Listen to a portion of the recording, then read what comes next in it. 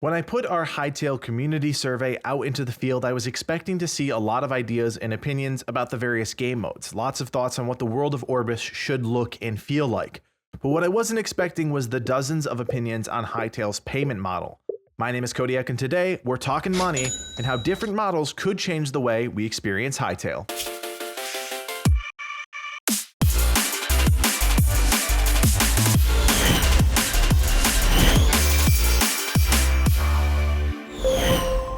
I'm going to break down each one by category, and if you want to jump to a specific section, go ahead and use the navigator above to help you find what you're looking for. Let's start with something that's pretty easy to break down, the AAA model. Could Hytale be released at a one-time cost of around $60? Looking through the responses to the survey, I didn't see this ever really come up. People just aren't used to paying $60 outside of a big AAA title anymore. Minecraft has a huge following, and likewise so does Hypixel, but if the company doesn't sell enough games at launch, those $60 a pop won't be able to sustain the title down the line. We've seen fans outraged when a $60 game suddenly implements things like seasons that charge more money for continued content. And while the practice makes sense, you want new content you have to pay, it leaves a bad taste in players' mouths when they have to shell out $60, and then $30, and then another $30, and on we go. If I had to guess, I would say this model isn't going to fly with Hytale or its fans. Next up, I wanted to look at the indie model, the one-time payment of anywhere from $20 to $40. This has become a new sweet spot for indie games, and one that I think is largely accessible to fans across all demographics. I just recently picked up WARGROOVE on the Switch for $20 and knew within the first 10 minutes that my purchase was validated. When you spend less, your expectations are usually lower, but indie games have surprised us all by delivering game experiences that have transformed the industry. But could this work for Hytale, which hopes to create new content well after launch? The answer to this one is a little more complicated. While Hytale could easily sell for $30, I don't know if it could sustain the model indefinitely. Indie developers can usually get away with this model because they release a game and go on to work on an expansion or another game. If the pool of money dries up and all the company has to show for it are months of content patches, it may not be enough to sustain a game for years on end. That being said, I think Hytale will be worth $30, and I'd be happy to pay that amount of money for a game that I know the developers are committed to, even if they have to implement microtransactions or another system to extend the game's life. There is a definite possibility that this could work, but probably not on its own. A living game that constantly is evolving needs to keep the money flowing in, so I'd expect to see another system put into place alongside the indie model. So the next model is one I've been familiar with for a long time. Maybe you've picked up on it in the other videos, but I've been playing MMORPGs for years. One of the most common payment methods in this genre is a subscription-based model where players pay a monthly fee to access the game in its current, most up-to-date self. I personally love the subscription model, and I think we live in a society where paying a small amount of money frequently is always going to trump reaching into our wallets and shelling out the big bucks. But I will admit, this model has only worked for a select number of high-profile games. Final Fantasy Online and World of Warcraft are just two of the titles that have made this platform work, but other games like WildStar just couldn't sustain the model. The issue, it's simple. When there aren't enough subscribers, you don't have enough money coming in to keep the lights on, and then developers are left scrambling to come up with another solution to make revenue. Whether we like it or not, companies need to make money to keep updating online games, and if a subscription model flops, it's only a matter of time before money becomes a top-of-mind issue. This is always going to affect gameplay, and that is where we start to run into big issues. I do think that Hytale should at least consider this model, and while it's not the most popular platform, it does seem to make sense for a game that's looking to constantly pump out adventure mode and minigame content. Hytale's demographic would most likely be the same as Minecraft, skewing younger, but those early adopters of the game have grown up. They now have some money at their disposal, so it may be worth investigating if the team could make this work. I'm not convinced it could, but I do admit the team should at least explore the option to see what's possible. So what about a pledge system, a relatively new platform we've seen gain a lot of traction in the last few years? Pledging is a game developer's parallel to a Patreon, where players can pay a certain amount of money, and in return the developers offer them rewards and incentives like special Discord roles, avatars, cosmetics, and things of that nature. Pledging is a tricky system because players put all their faith in the developers to deliver on the promise of releasing a good game.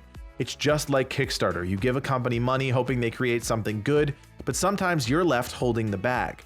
We've seen games like SPELLBREAK, Ashes of Creation, and PANTHEON Rise of the Fallen all adopt this payment model, and while some have worked, others have not. Asking players to shell out $60 is a stretch in itself, but asking players to contribute $350 with nothing more than a promise of a great game and some cosmetics, well, that is a little bit of a stretch. Obviously, it works. SPELLBREAK's Discord has thousands of founders that have contributed money to the game, but this isn't always the case. The pledge system helps companies during the development process. It doesn't necessarily keep the game running after launch. Hypixel seems to have a relatively clear plan for getting the game off the ground, so they wouldn't have to rely on players to help fund the development of the game at first. But I think there is an appetite for it in the community. When 35 million people watch your announced trailer, you know there is an excitement that can be capitalized on. And with a game that's so dedicated to customization and expression, there are a number of things the developers could offer fans for their backing. It's an interesting model, and again, one that Hypixel should explore, but I wouldn't put all my eggs in this basket because I've seen it go wrong so many times before. So what about a microtransaction system where players can access a store and purchase what they want for a certain amount of money? At this point, we all know the platform works. Dozens, if not hundreds, of games utilize this system every day and turn a profit. But could it work for Hytale? Again, I think the simple answer is yes, absolutely. With such a talented team of artists at their disposal, the game could constantly put out cosmetic items that players could pick up for real cash. I stress the importance of cosmetic items though. Allowing players to purchase anything that could change the balance of the game, especially in adventure or minigame mode, would fundamentally break the game. I've seen it done too many times to even dance around the issue. If you want to add microtransactions, make sure they're cosmetic only. You may be asking yourself, well, what if they did things like XP boosts or faster crafting or something like that? No, stop it. Stop it right now. Microtransactions were made to sell cosmetic items. Just look at FORTNITE. The game is built around fantastic systems, wacky outfits, and brilliantly designed skins and emotes that players just have to have. I think the Hytale team could take full advantage of this in their game, but creating that much content requires a team that's dedicated to churning it out, and this is where we run into a slight problem. If you're hoping that the game continues to evolve and expand, but you also want them to pump out hundreds of cosmetics, that splits the development process. You'll have a handful of people churning out cosmetics, while others are trying to continue to push the game forward with content updates. It's worked for companies like Epic that have seen exponential growth with a game like FORTNITE, but it may not work for smaller development teams. I think there is a large possibility microtransactions become a thing in the game. It makes sense, but I don't quite know what it means for the long-term future of Hytale. Let's end with the Battle Pass and Season payment model, one that we've seen used in games like Destiny and Ring of Elysium. Players commit to paying a one-time fee every few weeks and months to gain access to a new set of content. Sometimes that content has to be earned through constantly playing the game, while other times paying that fee just opens up a new set of content for you to explore. I'm wary that this will actually work for a sandbox-style game. Players that pick up Hytale will all want something different out of the title, and that would make creating rules for Battle Pass progression really challenging. I could see seasons working to some degree. Players that want to pay a certain amount of money could have access to a new biome or set of quests in adventure mode, but this is a really slippery slope. It could isolate players that may not have the money to pay season after season, and could tip the balance if players are coming back from exclusive biomes with new gear or resources that now become part of the main game. I don't think we'll venture down this road, but I'm sure it'll come up in a meeting or two when the Hypixel team finally decides to pull the trigger on their payment platform. So there's a lot to think about, and while one method may not work on its own, we may end up seeing a simple combination of ideas. I saw a lot of strong opinions on the payment model the game should use, so please share your thoughts in the comment section below. Let's try and help the developers figure out what model would work best for the community. Ultimately, our input is going to help Hypixel create the best game possible, so don't be afraid to speak your mind. And as always, with the Game Guru stuff, we are putting out a survey for you guys to share your in-depth thoughts about the payment platform. Fill it out. The link is in the description below. Let us know what you think about the payment models, what Hytale should be in your opinion.